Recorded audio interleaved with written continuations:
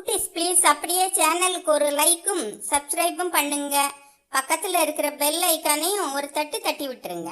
அப்போதான் நாங்கள் போடுற வீடியோவை நீங்கள் தவறாமல் பார்க்க முடியும். வாங்க கதைக்குள்ள போகலாம். அக்பருக்கு ஒரு நாள் திடீர் சந்தேகம் வந்தது. மக்கள் நேர்மையானவர்களாக வாழ்கின்றார்களா என்பதுதான் அந்த சந்தேகம். தனது அரசவையில் கூடியிருந்தவர்களிடம், எனது அரசாட்சியில் மக்கள் நேர்மைக்கு எடுத்துக்காட்டாக வாழ்வது எனக்கு மிகுந்த மகிழ்ச்சியை அளிக்கிறது. இது பற்றி உங்கள் கருத்து என்ன என்று கேட்டார். உடனே சபையில் கூடியிருந்தவர்கள் அனைவரும் கூட்டமாக, உங்கள் பொன்னான ஆட்சியில் அனைவரும் உங்கள் பொன்னான ஆட்சியில் அனைவரும் நேர்மையை கடைபிடிக்கின்றனர், இதை யாராலும் மறுக்கவே முடியாது என்றனர். ஆனால் பீர்பால் மட்டும் அமைதியாக இருப்பதை கண்டார் அக்பர். ஏன் மௌனமாக இருக்கிறாய் பீர்பால்? மக்கள் நேர்மையாக இருப்பதை பற்றி உன் கருத்து என்ன என்று கேட்டார். உடனே பீர்பால், இதற்கு நான் பதிலளிக்க வேண்டுமென்றால் நீங்கள் ஒரு காரியம் செய்ய வேண்டும் அரசே. மக்கள் அனைவருக்கும் நீங்கள் விருந்து வைக்க வேண்டும். விருந்துக்கு வரும்போது ஒரு குடத்தில் பால் கொண்டு வர உத்தரவிட வேண்டும் என அக்பரிடம் வேண்டுகோள் வைத்தார். பீர்பால் கேட்பதில் ஒரு உள்ளர்த்தம் இருப்பதை உணர்ந்து கொண்ட அக்பர் உடனே விருந்து பற்றி பொதுமக்களிடம் தெரிவிக்கும்படி உத்தரவிட்டார். நமது பேரரசர் அனைவருக்கும் விருந்து வைக்கின்றார்.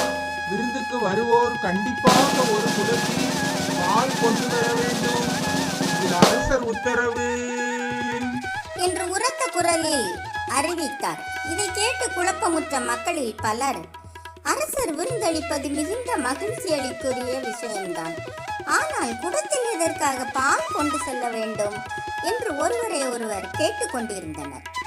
அங்கிருந்த பெண்கள், சரி, ஒரு குடம் பால் தானே, கொண்டு போய் என்ன நடக்கின்றது என்று பார்ப்போம் என்று குழப்பத்துடன் கூறிவிட்டு அங்கிருந்து நகர்ந்தனர். அரசர் அறிவித்த விருந்து நடைபெறும் நாளும் வந்தது. அக்பர், பீர்பால் உள்பட அரசரவையில் முக்கிய பதவிகளில் இருப்போர் அனைவரும் கூடியிருந்தனர். பீர்பால் ஏற்பாட்டின்படி மண்டப வாசலில் மிகப்பெரிய பாத்திரம் மூடி போட்டு வைக்கப்பட்டிருந்தது. மூடியில் பெரிய ஓட்டை போடப்பட்டிருந்தது. பொதுமக்கள் அனைவரும் உத்தரவின்படி தாங்கள் கொண்டு வந்த பாலை மூடியிருந்த ஓட்டை வழியாக பாத்திரத்தில் கொட்டிவிட்டு வெறும் குடத்துடன் திடலுக்கு சென்றனர். இதை பார்த்து கொண்டிருந்த அக்பர், நீ சொன்னபடி செய்தாகிவிட்டது பீர்பால். இவ்வளவு பாலையும் என்ன செய்ய போகிறோம் என்று கேட்டார். உடனே பீர்பால் காவலர்களை பார்த்து என்று உத்தரவிட்டார்.